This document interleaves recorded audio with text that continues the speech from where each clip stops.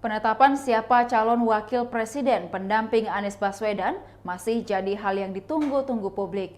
Sejumlah nama pun sudah diserahkan kepada Anies Baswedan.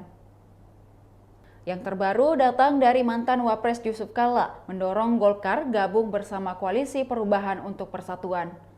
Nama Airlangga Hartarto pun kini disebut-sebut masuk radar sebagai pendamping. Meski hal itu belum dapat dipastikan, namun bertambahnya sosok lain di luar KPP tentu saja mengancam posisi kader dalam partai koalisi.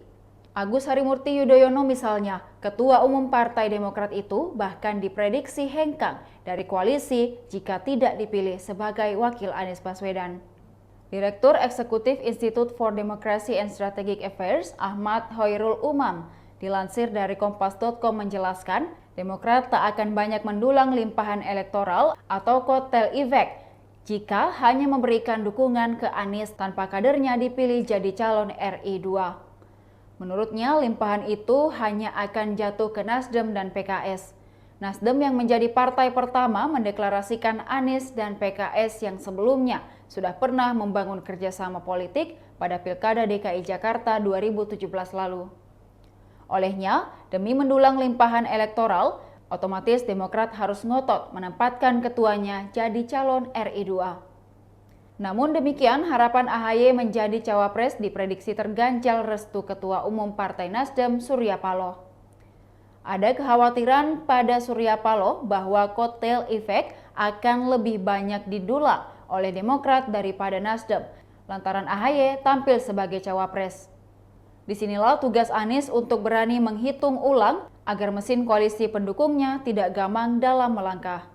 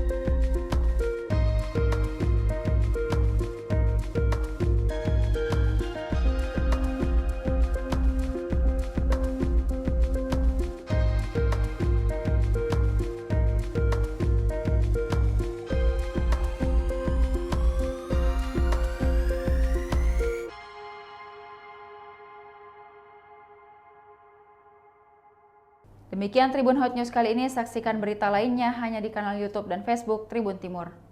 Terima kasih sudah nonton, jangan lupa like, subscribe, dan share ya!